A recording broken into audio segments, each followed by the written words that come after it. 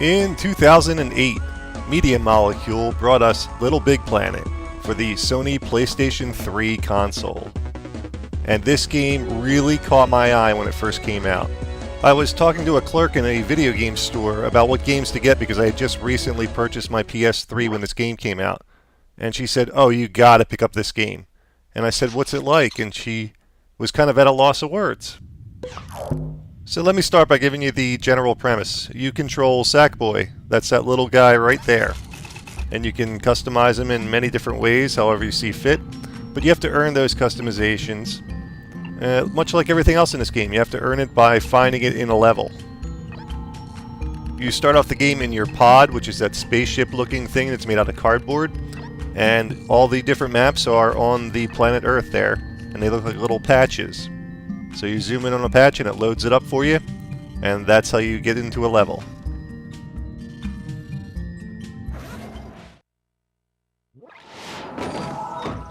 Now the controls of Sackboy are somewhat complex but become fairly intuitive rather quickly. You use the thumbstick to move him around, and the X button to jump, and the R1 button is to grab onto soft things like sponge or things made out of fabric. Things like cardboard, stone, or wood you can't grab onto. Your square button controls your pop-it cursor, which is used a little bit in the regular gameplay which you're seeing now, but it's used very heavily in the creation mode, which is really the core of this game, and I'll get into the creation mode in part 2 of this review.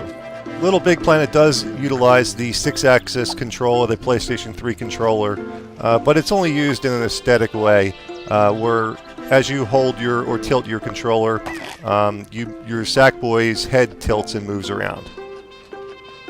And you can also use the D-pad to control his different emotions, which is kind of cute. The playing environment of Little Big Planet takes place on 3 different planes. And this gives it a pseudo three-dimensional feel. And what I mean by that is, although it does look like it takes place in 3 dimensions, and in fact it does, those 3 planes on the playing field that represent the ground are rigidly locked. And to move between them, you have to press up or down on the thumbstick. And you can't take objects from one plane to another plane. Whatever plane the objects are created in is the plane they're locked in, if that makes any sense. I'm sure it would if you played it for a few minutes in the creation mode. You'll quickly see what I'm talking about. Anyhow, bubbles act as a point scoring system in this game, and the larger the bubble, the more points they contain. And also, larger bubbles contain objects sometimes. I've picked up most of the objects on this level already, so they appear empty, but that's how you pick up new objects and new things to use in the game.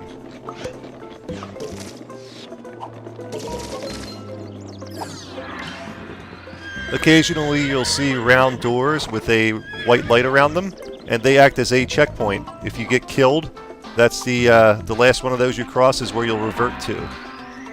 Typically you have 4 chances to get to the next checkpoint without dying, but occasionally you will have 8. Now this game appears to be a platformer, and in fact it is kind of a platformer, but it's heavily a puzzle game. This game is all about figuring out how to get from point A to point B. At least that's how it is for the part of the game where you're actually playing it. The other half of the game, which is arguably the more important half and what makes it more unique, is the content created by you, the user. And I'll be covering that in part 2 of this review. There are 8 different sections of the story level in Little Big Planet, and they comprise of different themed areas. You're looking at the first area, one of the levels in the first area, and I believe that's titled The Garden. But there's also a city and an ice world and a desert world and all different kinds of stuff.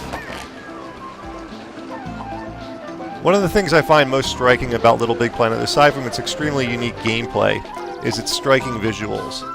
This game simply looks wonderful. And the sound's not too bad either. The sound is very in tune to the mood. The music's very whimsical, and it definitely enhances the gameplay, at least I felt so.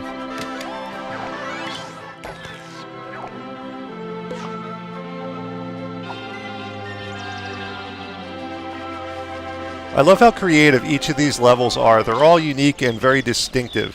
And they're a lot of fun to play. They're just wonderful to sit back and admire as you play them or after you play them. And the really cool aspect of Little Big Planet is in the creation mode you have access to all the same tools that the game creators had in making these levels. So the only thing you're really limited to is your imagination.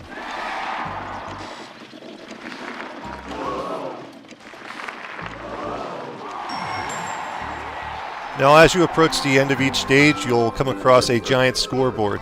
And stepping on the scoreboard tallies up your points for the round and brings you back to your pod.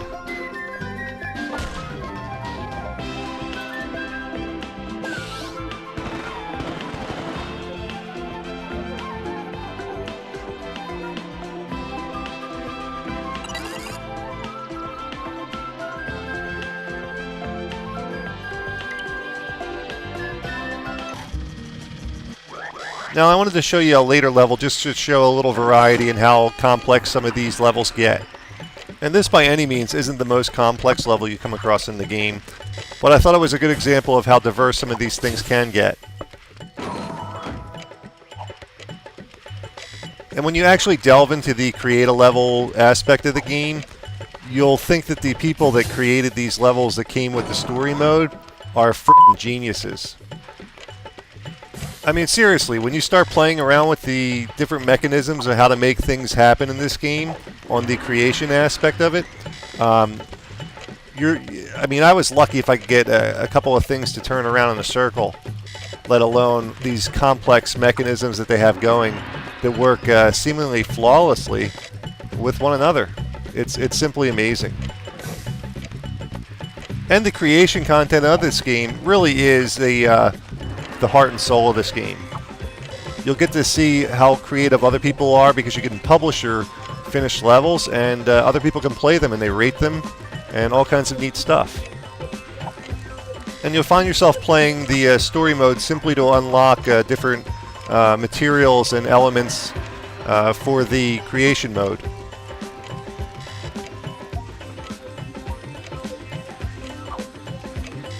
Little Big Planet certainly is one of the most unique games I've played this year, and possibly in a very long time.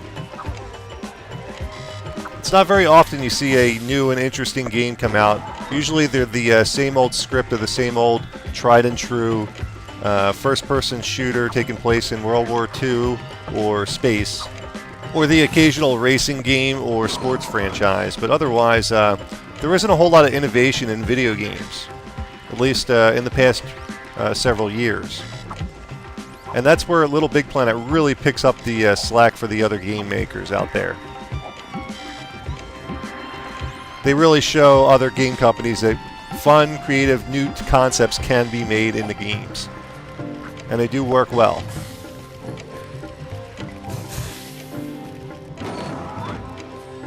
So if you have a PlayStation 3, by all means, pick this game up. It's one of my favorites for the system. Stay tuned for part 2 of the review where I cover all the aspects of user-generated content. I'm Dommy from Classic Games Revisited.